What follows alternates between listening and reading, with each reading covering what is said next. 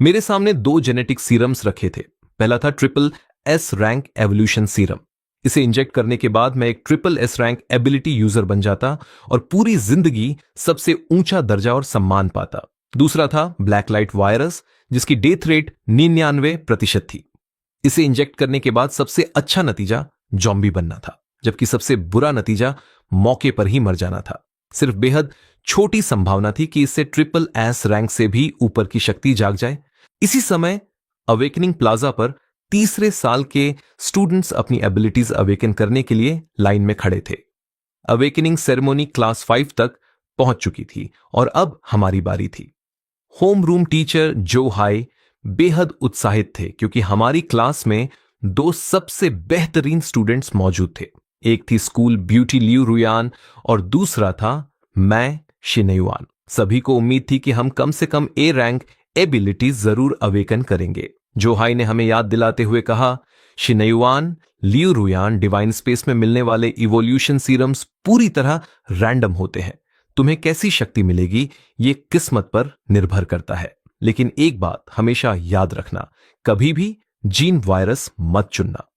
उनकी बात सुनकर लियू रुयान ने तुरंत बीच में टोकते हुए कहा, टीचर, आप बार बार वही बात क्यों दोहरा रहे हैं? इतना ज्यादा डेथ रेट वाला वायरस सिर्फ कोई बेवकूफ ही चुनेगा। इतना कहकर वो आत्मविश्वास के साथ डिवाइन स्पेस की तरफ बढ़ गई।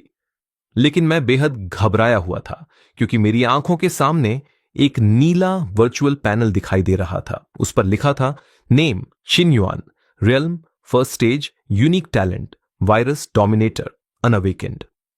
डिस्क्रिप्शन, मैं किसी भी वायरस को पूरी तरह कंट्रोल और एनालाइज कर सकता था, लेकिन एबिलिटीज सिर्फ वायरस के जरिए ही अवेकन कर सकता था। Activation condition, inject a gene virus. यह देखकर मैं हैरान रह गया। यह टैलेंट बेहद खतरनाक और शक्तिशाली था। आम लोग सिर्फ एक एवोल्यूशन सीरम इस्तेमाल कर सकते थे, लेकिन अगर मैं सैकड़ों वायरसेस को कंट्रोल कर सकता था तो मेरी फ्यूचर पोटेंशियल की कोई सीमा नहीं थी। समस्या सिर्फ एक्टिवेशन कंडीशन थी, क्योंकि जीन वायरसेस पर कड़ी पाबंदी थी और शायद यही मेरा एकमात्र मौका था। इसी दौरान सभी की नजरें लियू रुयान पर टिक गईं। डिवाइन स्पेस के पास सोल्जर्स की दो कतारें खड़ी थीं, जिनका काम वायरस चुनने के बाद ज़ोंबी बनने वालों को तुरंत खत्म करना था। डिवाइन स्पेस में प्रवेश करते ही लियू रुयान ने खुद को एक फ्यूचरिस्टिक लैबोरेटरी में पाया। उसके सामने दो पिलर्स ऑफ लाइट थे। ऑरेंज पिलर में एवोल्यूशन सीरम था और ब्लैक पिलर में जीन वायरस। उसने बिना एक पल गंवाए ऑरेंज पिलर चुना और सीरम अपने शरीर में इंजेक्ट कर लिया। अगले ही पल भयानक ठंडी ऊर्जा फूट पड़ी। पूरी लैबोरेटरी बर्फ और हिमपात की दुनिया में बदल गई, जबकि लियू रुयान उसकी रानी बनकर खड़ी थी। बाहर स्टाफ ने तुरंत घोषणा की, class 5 Liu Ruyan, awakened S rank ability, frost domain. पूरा प्लाजा तालियों और शोर से गूंज उठा। एस रैंक एबिलिटी बेहद दुर्लभ थी। कुछ मिनट बाद लियू रुयान डिवाइन स्पेस से बाहर निकली और रिपोर्टर्स ने उसे घेर लिया। जब उससे फ्यूचर प्लान्स और यूनिवर्सिटी चॉइस के बारे में पूछा गया तो उसने मुस्कुराते हुए कहा, मैंने अभी तय नहीं किया है, लेकिन मुझे ज्यादा दिलचस्पी इस बात में है कि शिनेयुआन कौन सी एबिलिटी अवेकन करेगा। उसके ग्रेड्स हमेशा मुझसे बेहतर रहे हैं, इसलिए मुझे यकीन है कि वो भी एस रैंक एबिलिटी अवेकन करेगा। शायद हम दोनों एक ही यूनिवर्सिटी में जाए।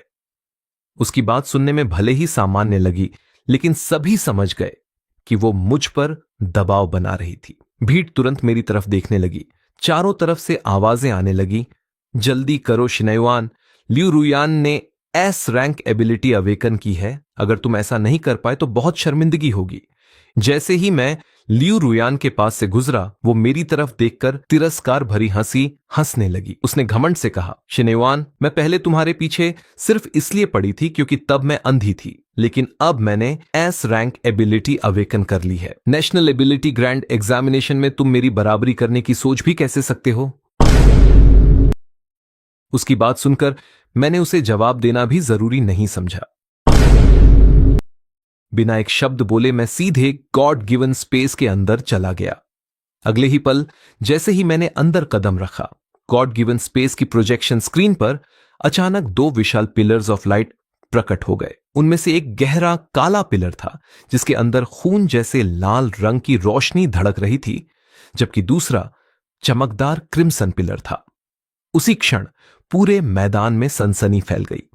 लियू रुयान की नजर क्रिम्सन पिलर के अंदर मौजूद इवोल्यूशन पोटियन पर पड़ी और वो पूरी तरह स्तब्ध रह गई। उसके मुंह से अनायास निकल पड़ा। वो इतनी हैरान हुई कि लगभग जमीन पर बैठ गई। कुछ सेकंड पहले तक वो पूरे कॉन्फिडेंस के साथ मेरा मजाक उड़ा रही थी, लेकिन अब ऐसा लग रहा था जैसे किसी ने उसके चेहरे पर जोरदार थप्पड़ मार दिया हो। पास खड़े रिपोर्टर्स के चेहरों पर दिखाई दे रही मुस्कान ने उसके चेहरे को और भी बदसूरत बना दिया और उसका चेहरा गुस्से से हरा पड़ गया। दूसरी तरफ जो हाई इतने उत्साहित हो चुके थे कि उन्हें खुद पर यकीन नहीं हो रहा था। उन्होंने सोचा था कि लियू रुयान का एस रैंक एबिलिटी अवेकन करना ही सबसे बड़ी उपलब्धि है, लेकिन उन्हें अंदाजा भी नहीं था कि मैं उससे कहीं ज्यादा चौंकाने वाला साबित होऊंगा। वो हंसते हुए बोले, यही तो मेरा स्टूडेंट है।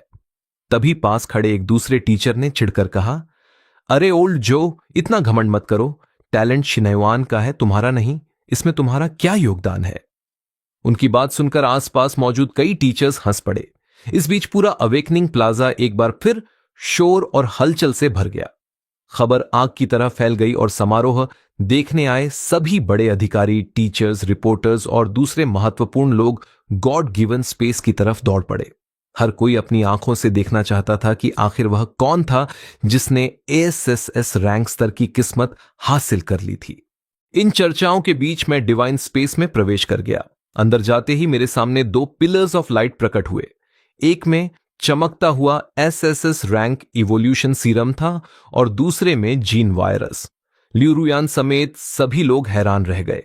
एसएसएस रैंक इवोल्यूशन सीरम किसी सपने से कम नहीं था। जर्नलिस्ट, टीचर्स, प्रिंसिपल और मिलिट्री रिप्रेजेंटेटिव्स सभी उत्साहित हो गए। हर कोई सोच रहा था कि मेरा भविष्य अब असीमित हो गया है, लेकिन मैंने एसएसएस रैंक सीरम को बस एक नजर देखा और सीधे ब्लैक पिलर की तरफ चल पड़ा। बाहर मौजूद सभी लोग कंफ्यूज हो गए। कोई समझ नहीं पा रहा था कि मैं ऐसा क्यों कर रहा हूं। मैंने जीन वायरस को ध्यान से देखा और पाया कि वो ब्लैक लाइट वायरस था जिसकी potential SSS rank evolution serum से भी ज्यादा थी। इंफॉर्मेशन पैनल पर लिखा था, black light virus potential highest, universal strongest virus, core ability devour and absorb. ये जेन्स एबिलिटीज, मेमोरीज और दूसरों की हर चीज अब्जॉर्ब कर सकता था। बिना किसी हिचकिचाहट के मैंने वायरस अपने शरीर में इंजेक्ट कर लिया। अगले ही पल एक नोटिफिकेशन उभरा, congratulations, unique talent virus dominator activated, perfectly fused with black light virus, abilities acquired, devour, genetic plunder, omnipotent enhancement, king of transformation, immortality, adaptive evolution। भारी मात्रा में जानकारी मेरे दिमाग में भर गई। मेरा शरीर ब्लैक रेड बायोलॉजिकल मैटर से ढक गया और मेरी ताकत कई गुना बढ़ गई। डिवावर एबिलिटीज, मेमोरीज, नॉलेज और जीन्स अब्सॉर्ब कर सकता था। ऑमनीपोटेंट एनहांसमेंट, जीन पॉइंट्स खर्च करके मेरी सभी एट्रीब्यूट्स बढ़ा सकता था। किंग ऑफ ट्रांसफॉर्मेशन, मेरे शरीर को किसी भी आकार में बदल सकता था। इमॉर्टैलिटी मुझे तुरंत हील कर देती थी और एडेप्टिव इवोल्यूशन किसी भी खतरे के खिलाफ रेजिस्टेंस विकसित कर देती थी। यह सोचते ही मेरा पूरा शरीर एक्साइटमेंट से कांप उठा। यह ब्लैक लाइट वायरस मुझे लगभग इन्फिनिट इवोल्यूशनरी पोटेंशियल दे रहा था। जब तक मैं लगातार डिवाउर और प्लंडर करता रहूंगा, मैं बिना किसी लिमिट के और ज्यादा पावरफुल बनता जाऊंगा। और जब इसे मेरे वायरस ओवरलॉर्ड टैलेंट के साथ कंबाइन किया जाए तो इस एपोकलिप्स में मैं एक एब्सोल्यूट गॉड बन जाऊंगा। दूसरी तरफ अवेकनिंग प्लाजा में पूरी तरह सन्नाटा छा गया था। वहां मौजूद हर इंसान शॉक में जम गया था और खाली निगाहों से सामने देख रहा था, जैसे उनकी आत्मा ही निकल गई हो। प्रिंसिपल शू और कैप्टन लिन को ऐसा लग रहा था जैसे उनके ऊपर आसमान टूट पड़ा हो। वे किसी भी तरह समझ नहीं पा रहे थे।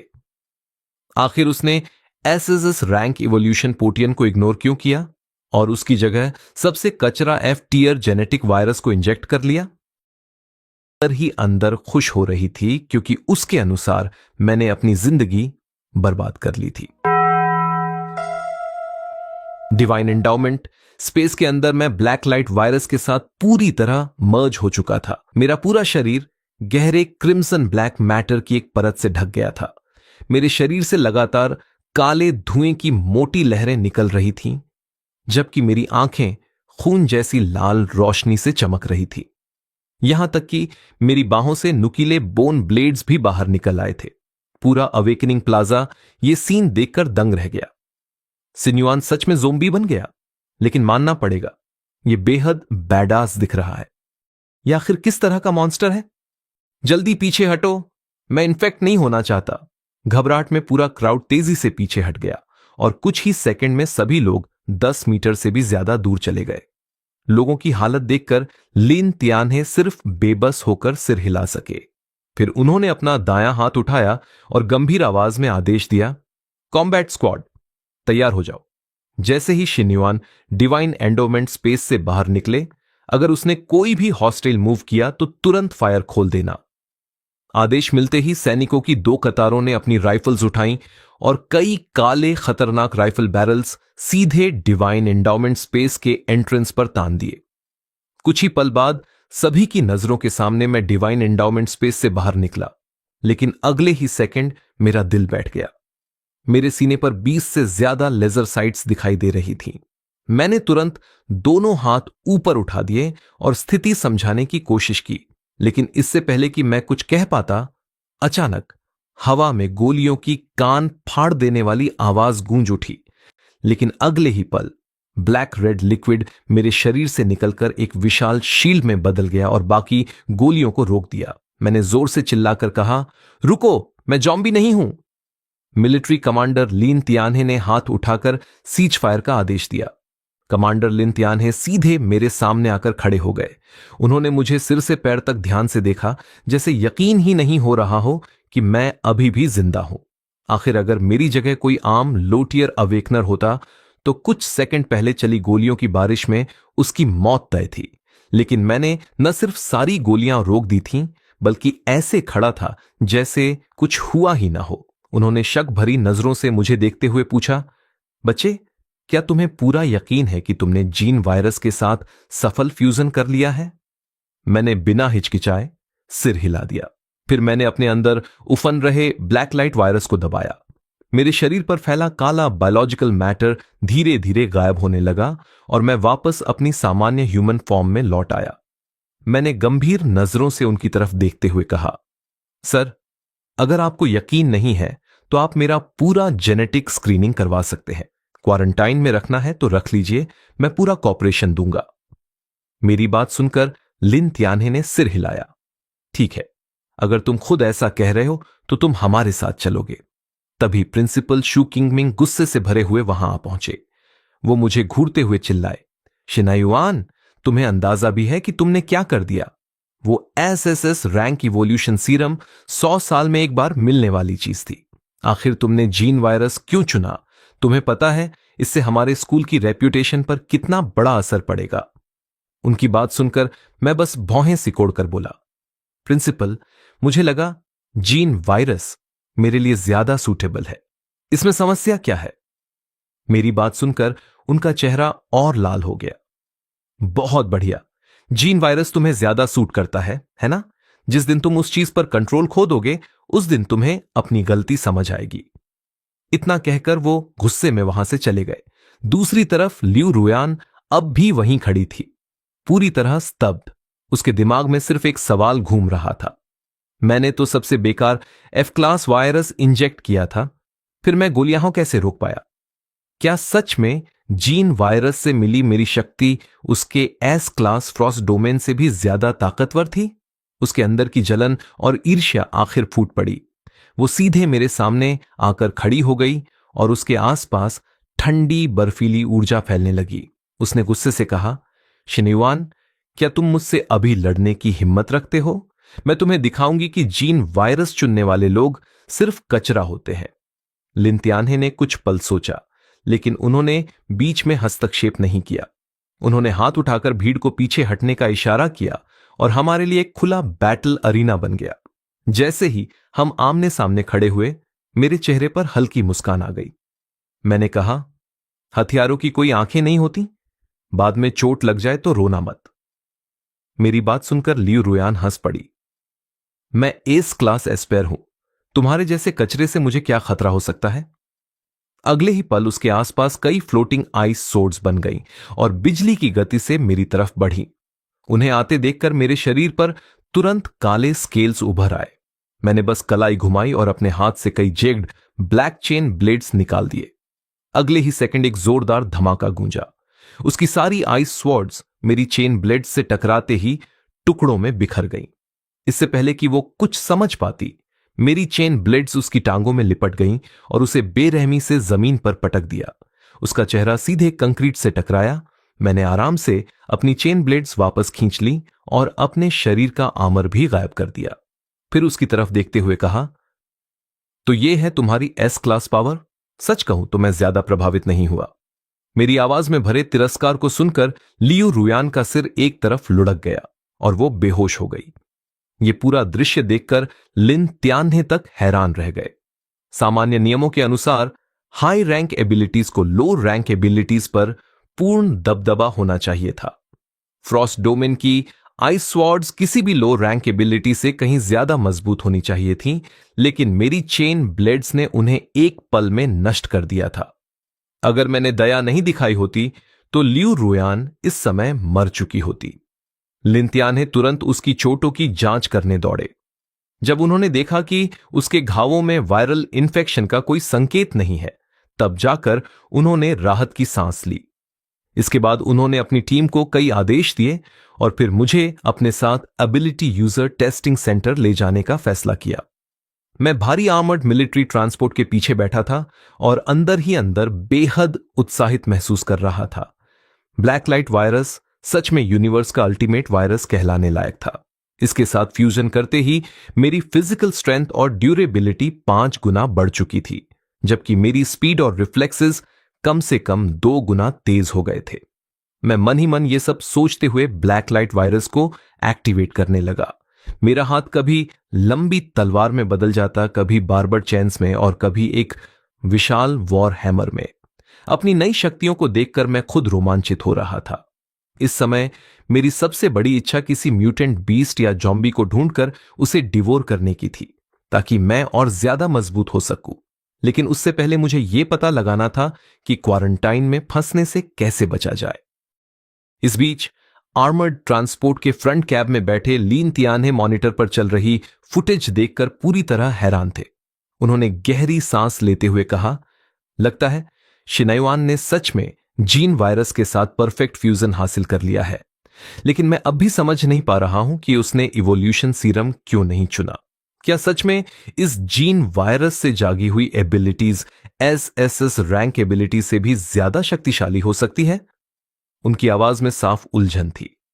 तभी ड्राइवर सीट पर बैठा उनका एडजुटेंट रिपोर्ट का विश्लेषण करते हुए बोला, कैप्टन लिन, सामान्य म्यूटेशन टाइप एबिलिटी यूजर्स आमतौर पर अपने शरीर के किसी हिस्से को सिर्फ एक तरह के हथियार में बदल सकते हैं, लेकिन शिनाइवान अब तक 5 से भी ज्यादा अलग अलग वेपन्स मैनिफेस्ट कर चुका है। इसके अलावा पहले उसने शील्ड भी बनाया था और उसके पास असाधारण हीलिंग फैक्टर भी है। इसका मतलब है कि उसके अंदर कम से कम म्यूटेशन, बीस्टिफिकेशन और इन्हांसमेंट जैसी 3 एबिलिटीज मौजूद है। और सच कहूं तो मुझे लगता है कि उसके अंदर अब भी और भी बहुत सी छिपी हुई पोटेंशियल बाकी है। यह सुनते ही लिन त्यान्हे की आंखें चमक उठी। उन्होंने उत्साहित होकर कहा, जैसे ही मेडिकल एग्जामिनेशन पूरा होगा मुझे उसके बारे में सब कुछ जानना होगा।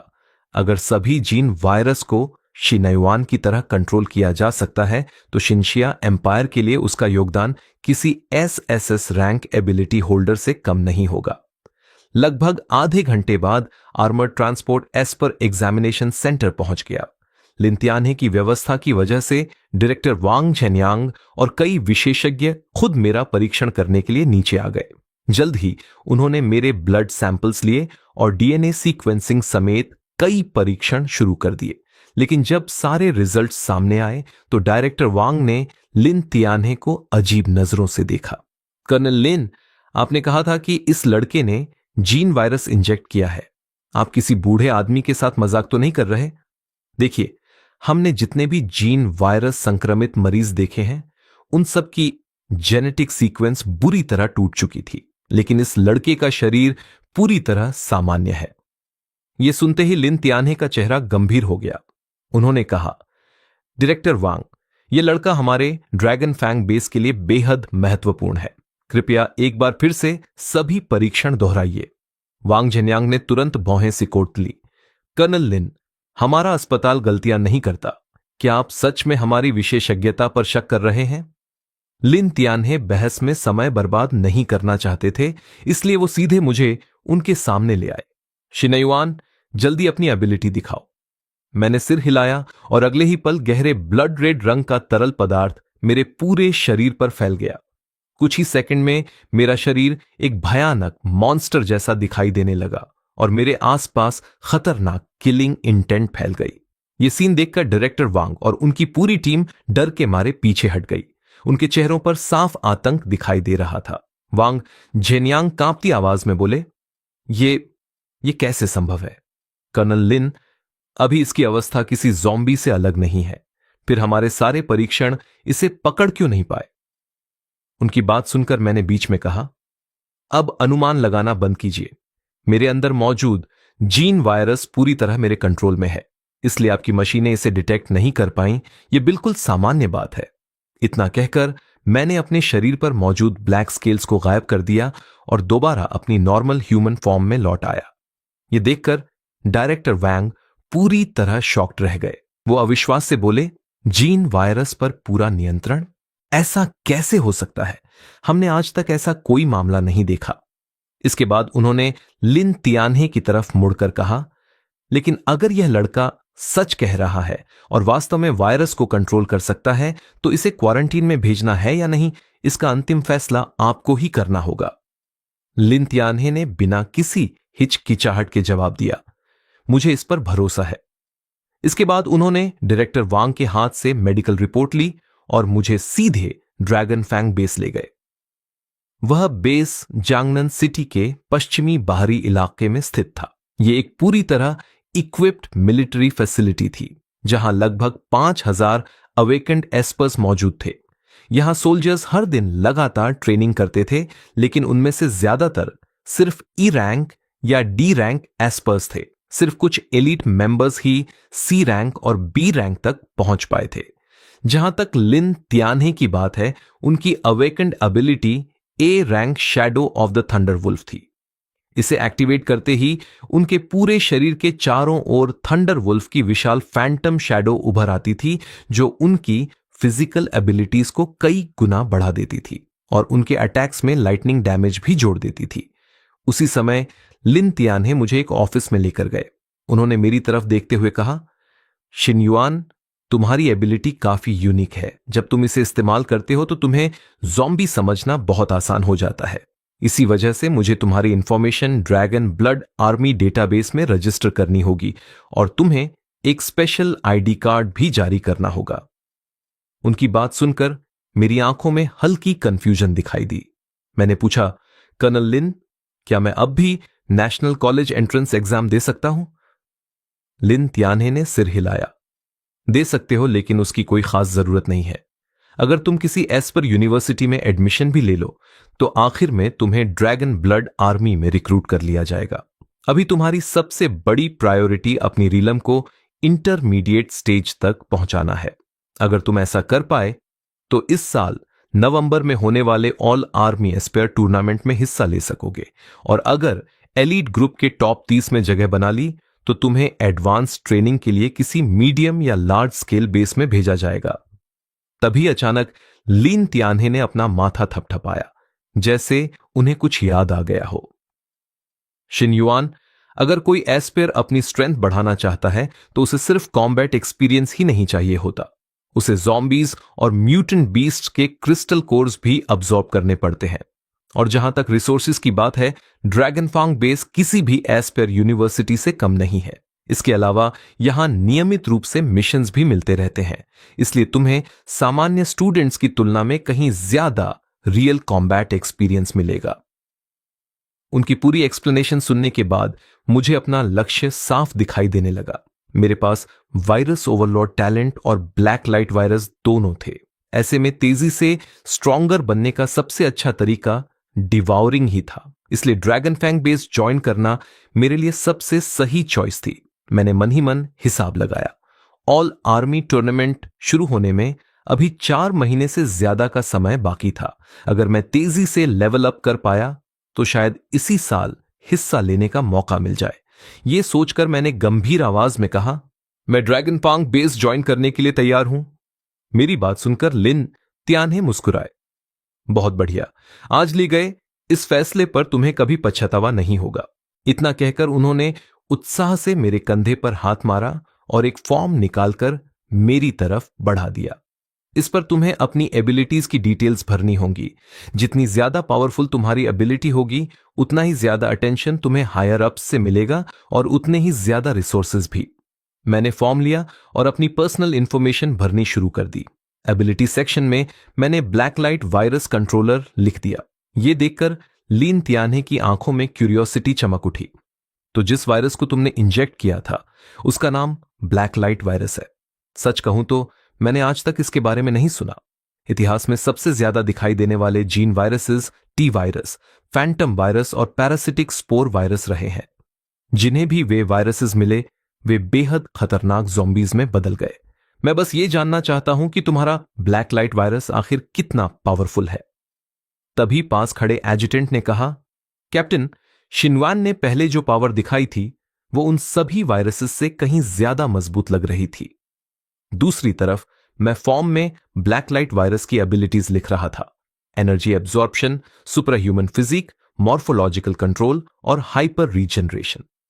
मैंने जानबूझकर इन्हें सिंपलीफाइड फॉर्म में लिखा क्योंकि ये एबिलिटीज बाद में वैसे भी सामने आने वाली थीं और सुनने में भी बहुत ओवरपावर्ड नहीं लगती थी।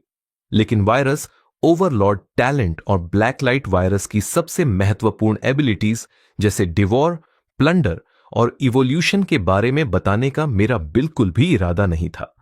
फॉर्म पूरा होने के बाद मैंने उसे वापस लिन त्यान्हे को दे दिया। उन्होंने कागज लिया और ध्यान से पढ़ा, लेकिन एबिलिटीज की लिस्ट देखकर वे हल्का सा भौहें सिकोड़ने लगे। ये 4 एबिलिटीज सुनने में तो काफी एवरेज लगती है, लेकिन फिर भी ब्लैक लाइट वायरस कमजोर नहीं लगता। और सबसे बड़ी बात यह है कि तुम इसे कंट्रोल कर सकते हो, जो अपने आप में बहुत अच्छी बात है। इसके बाद उन्होंने एडजुटेंट को मेरा डेटा हायर अप्स तक भेजने का आदेश दिया। लगभग 2.5 घंटे बाद एडजुटेंट वापस लौटा और मेरे लिए ड्रैगन ब्लड आर्मी का ऑफिशियल आईडी कार्ड लेकर आया। उसने कार्ड मुझे देते हुए कहा, कल सुबह ड्रैगन फैंग बेस में रिपोर्ट करना मत भूलना। वहां पहुंचने के बाद तुम्हारा स्ट्रेंथ असेसमेंट होगा, बिल्कुल बाकी नए रिक्रूट्स की तरह। टेस्ट के बाद तुम्हें ऑफिशियल रैंक दी जाएगी और स्पेशल मिशंस के बारे में भी बताया जाएगा। कार्ड लेने के बाद मैं अपने रेजिडेंशियल एरिया की तरफ वापस निकल पड़ा। रास्ते में मैंने फोन निकालकर समय देखा। दोपहर के ठीक 1 बजे थे। मैंने सोचा कि मेरी फैमिली अभी भी काम पर होगी। तभी मेरी नजर थोड़ी दूर मौजूद एक फ्रेश प्रोड्यूस मार्केट पर पड़ी।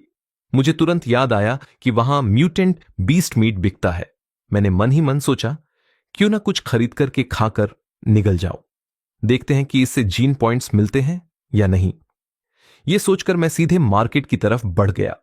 अंदर पहुंचने के बाद मैंने एक रैंडम स्टॉल से 2 अनरैंक्ड म्यूटेंट फीजेंट्स खरीद ली और फिर एक सुनसान गली में चला गया। सबसे पहले मैंने चारों तरफ ध्यान से देखा और कंफर्म किया कि आसपास कोई मौजूद नहीं है। इसके बाद मैंने तुरंत अपनी वायरस फॉर्म एक्टिवेट कर ली। मेरी हथेलियों से 2 नुकीले स्पाइक्स निकल आए। मैंने उन स्पाइक्स को म्यूटेंट फीजेंट्स के शरीर में घुसा दिया। अगले ही पल मेरे दिमाग में सिस्टम नोटिफिकेशन गूंज उठा। You have devoured to unranked mutant rare bird.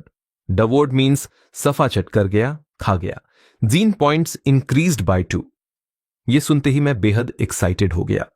जैसा कि मैंने सोचा था, ब्लैक लाइट वायरस सच में कमाल का था। सिर्फ क्रीचर्स को पूरा सफा चट करके भी जीन पॉइंट्स हासिल किए जा सकते थे। मैंने तुरंत अगला एक्सपेरिमेंट करने का फैसला किया। Let's try omnipotent enhancement next. अगले ही पल सिस्टम की आवाज फिर सुनाई दी। You have consumed 2 gene points. Your physical attributes have received a minor boost. As per level increased by 2%. System की आवाज सुनते ही मैं कुछ सेकंड के लिए हैरान रह गया। मुझे बिल्कुल उम्मीद नहीं थी कि जीन पॉइंट्स सीधे मेरी लेवल ग्रोथ को भी बढ़ा सकते हैं।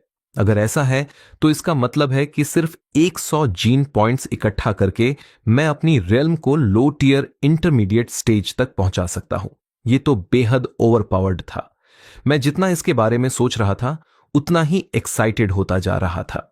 तभी उसी समय दो लो टियर एस्पर्स उस गली के पास से गुजर रहे थे। जैसे ही उनकी नजर मेरे वायरस फॉर्म पर पड़ी, उनकी आंखें डर से सिकुड़ गईं। अगले ही पल उनमें से एक जोर से पीछे की तरफ चिल्लाया, वो छिपा हुआ ज़ॉम्बी यहां है, जल्दी आओ, सब मिलकर इसे मारो। उनकी आवाज सुनते ही मैं तुरंत अपने विचारों से बाहर आ गया। मैंने फौरन ब्लैक लाइट वायरस को वापस अपने शरीर में समेट लिया और जेब में रखा dragon blood army ID card निकालने के लिए हाथ बढ़ाया। मेरा इरादा अपनी पहचान दिखाकर पूरी गलत फहमी दूर करने का था, लेकिन उन लो टियर एस्पर्स का रिएक्शन मेरी उम्मीद से कहीं ज्यादा एग्रेसिव निकला। उन्होंने मुझे कुछ भी समझाने का मौका नहीं दिया और सीधे मेरी तरफ झपट पड़े। ये देखकर मैंने भौहें सिकोड़ ली। अगले ही पल मेरे हाथ में ब्लैक लाइट वायरस से बना एक काला आयरन रॉड दिखाई दिया। मैंने तेजी से कुछ वार किए और कुछ ही सेकंड में दोनों को जमीन पर गिरा दिया। उन्हें काबू में करने के बाद मैंने कहा, रुको, मैं ड्रैगन ब्लड लीजियन का एस्पेयर हूं, मैं अभी बस अपनी एबिलिटीज टेस्ट कर रहा था। इतना कहकर मैंने ड्रैगन ब्लड आर्मी का इंसिग्निया लगा हुआ आईडी कार्ड निकालकर उन्हें दिखाया। कार्ड देखते ही वहां मौजूद एक गंजे आदमी का चेहरा जम गया। होली क्रैप, ये सच में ड्रैगन ब्लड आर्मी का मेंबर है। फिर उसने तुरंत अपने साथियों की तरफ घूर कर कहा, लगता है इस बार पिटाई हम खुद बुलाकर लाए हैं। आखिर अभी कौन पागलों की तरह चिल्ला रहा था? कसम से मेरा बस चले तो उसकी टांगें तोड़ दूं। इतना कहने के बाद वे जल्दी से मेरी तरफ आया और झुककर माफी मांगने लगा। सर, यह बहुत बड़ी मिसअंडरस्टैंडिंग थी। हम लोग near by neighbourhood petrol squad से हैं। हाल ही में इस मार्केट के आसपास कई लोग गायब हो गए हैं। अफवाह है कि इसके पीछे एक ज़ॉम्बी है, इसलिए हम अभी एस्पर ब्यूरो के साथ मिलकर इन्वेस्टिगेशन कर रहे हैं। उसकी बात सुनकर मैं थोड़ा चौंक गया।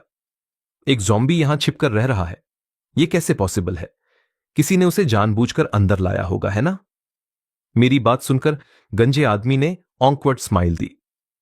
उस बारे में हमें ज्यादा जानकारी नहीं है, लेकिन एस्पर ब्यूरो ने उसके लिए बाउंटी मिशन जारी कर दिया है। अगर आपको इंटरेस्ट हो तो जाकर देख सकते हैं। फिर मैंने उनकी तरफ गंभीर नजरों से देखा। तुम लोगों को इस मिशन में इन्वॉल्व नहीं होना चाहिए। जो ज़ॉम्बी खुद को छिपा सकता है वो तुम सबसे कहीं ज्यादा पावरफुल होगा। अभी तुरंत अपने घर वापस जाओ। मेरी बात सुनकर वे लोग तेजी से सिर हिलाने लगे, फिर एक दूसरे का सहारा लेते हुए गली से बाहर निकल गए। दूसरी तरफ मेरी आंखों में एक तेज चमक उभर आई। अगर सच में कोई ज़ॉम्बी यहां मौजूद है तो उसके शरीर में जरूर कोई वायरस होगा, और अगर मैं उसे ढूंढने में सफल हो गया तो मैं सिर्फ एक नया वायरस कंट्रोल नहीं करूंगा, बल्कि जीन पॉइंट्स भी हासिल करूंगा और उसकी स्टील्थ एबिलिटी भी अपने लिए प्लंडर कर लूंगा।